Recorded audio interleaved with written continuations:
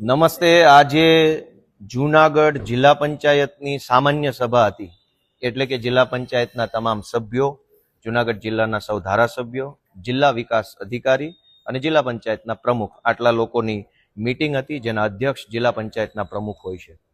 આજે ધારાસભ્ય ચૂંટાયા પછી પહેલી વખત હું આ જિલ્લા પંચાયતની સામાન્ય સભાના સભ્ય તરીકે મેં આજે આ બેઠકમાં હાજરી આપી છે.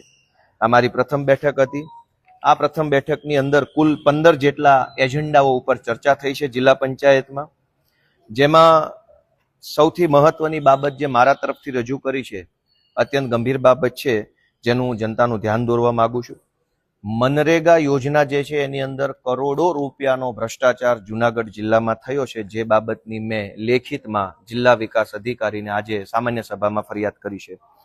જેમાં WBM રોડ નવી ચાવંડથી જૂની ચાવંડમાં 16,21,000નો રોડ જે છે એ બિલકુલ કામ નથી થયું અને પેમેન્ટ જમા થઈ ગયું છે, પેમેન્ટ વપરાઈ ચૂક્યું છે. જૂની ચાવંડથી માંગનાથ પીપળી 16,21,000નો રોડ જે બિલકુલ બન્યો જ નથી અને એનું પેમેન્ટ સરકારમાંથી જમા થઈ ગયું છે. નવા પીપળિયાથી મોટા હડમતિયા રોડ 18,23,000, નાની મોણપરીથી ઈશ્વરિયા ગીરનો રોડ WBM રોડ 15,80,000 રૂપિયા, નવા ઝાંઝેસરથી જૂના ઝાંઝેસરનો રોડ 15,43,000 રૂપિયા, નવા ઝાંઝેસરથી ઝાંઝનાથ મહાદેવનો રોડ 16,52,000 રૂપિયા. આ તમામ રોડના પૈસા લેવાઈ ચૂક્યા છે, પરંતુ રોડ બન્યો નથી. આવી રજૂઆત મને ગામના આમ આદમી પાર્ટીના કાર્યકર્તા અથવા આગેવાનો તરફથી મળી છે, જે આધારે મેં રજૂઆત કરેલ છે. આ સિવાય હરિપુર, વિસાવદર તાલુકાના હરિપુર ગીર ગામમાં તળાવ ઊંડું કરવાનું કામ છે, 20,36,000 રૂપિયાનું કામ છે. ઘોડાસણ ગામનું તળાવ ઊંડું કરવામાં 40,64,000 રૂપિયા, લીમધરા ગામમાં તળાવનું કામ 40,53,000 રૂપિયા, વીરપુર ગામમાં તળાવનું કામ 4,73,000 રૂપિયા અને મોરવાડા ગામમાં તળાવ ઊંડું કરવાના કામમાં 16,94,000 રૂપિયા. વાજડી ગામ, આ ગામનો પ્રશ્ન ગામજનોએ મને ધ્યાન દોર્યો કે એક જ કામ 2 વખત એના પૈસા લેવામાં આવ્યા છે. શમશાન પાસે કોઝવેનું કામ વાજડી ગામમાં એ 9,77,000 રૂપિયા અને ફરીથી એનો એ જ કોઝવે, પણ એનું નામ બદલી નાખ્યું કે કાંતિભાઈના ઘર પાસે કોઝવે રોડ, એનું કામ 3,59,000 રૂપિયા.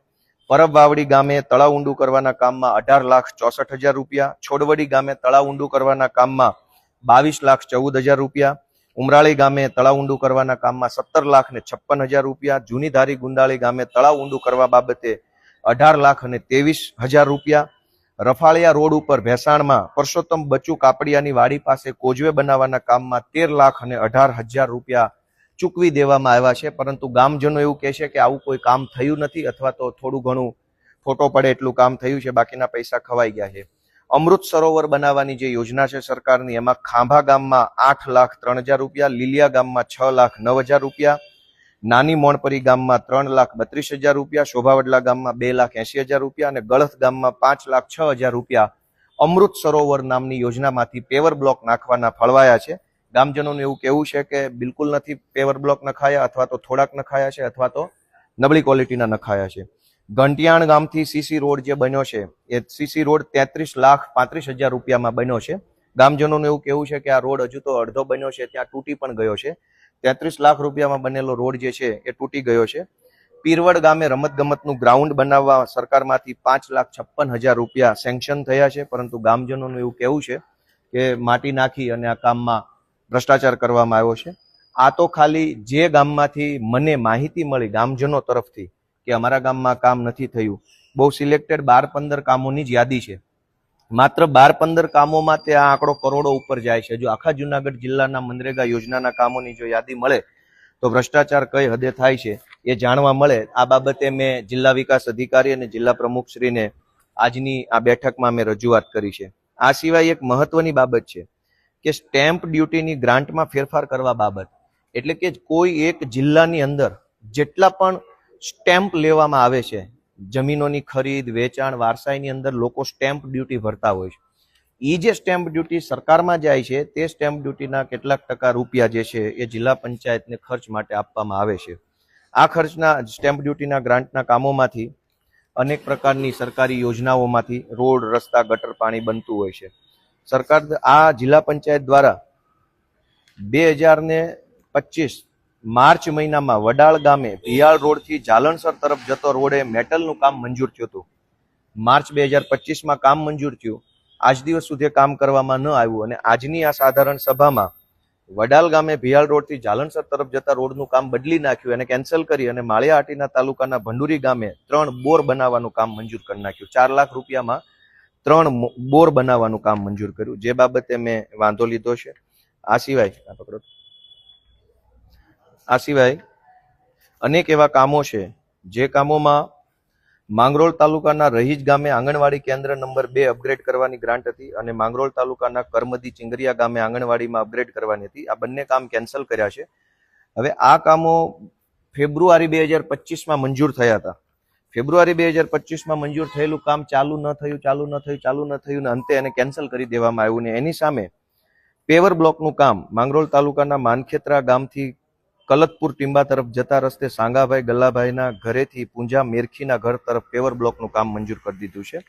જે આ બધી વહીવટી બાબતો છે, પણ આ ખરેખર ખૂબ ખોટું થઈ રહ્યું છે. આવી રીતે ન હોવું જોઈએ એ બાબતે મેં રજૂઆત કરી છે. એક ઇન્ટરેસ્ટિંગ પોઈન્ટ એ છે કે બલિયાવડ ગામે ગોપાલ ગામ વિસ્તારમાં સીસીટીવી કેમેરાનું કામ ફેબ્રુઆરી 2025માં મંજૂર થયું હતું. આ કામને આજે કેન્સલ કરી અને એની જગ્યાએ માળિયાહાટીના તાલુકાના લાઠોદરા ગામે વોકળા ઉપર પૂર સંરક્ષણ દિવાલનું કામ મંજૂર કરવામાં આવ્યું. ભાજપની બહુમતી છે તો એ ધારે કરી શકે છે. ઈવનગર ગામે ગ્રામ પંચાયત વિસ્તારમાં સીસીટીવી કેમેરાનું કામ મંજૂર થયું હતું, એને આજે કેન્સલ કરી અને માળિયાહાટીના તાલુકાના પાણીદ્રા ગામે પૂર સંરક્ષણ દિવાલનું કામ મંજૂર કરવામાં આવ્યું છે. આ સિવાય એક મહત્વના મુદ્દા ઉપર મેં મારો સામાન્ય સભામાં વિરોધ ઉઠાવ્યો છે. એ બાબતનો વિરોધ છે કે આ બહુ જનતાએ જાણવા જેવો વિષય છે.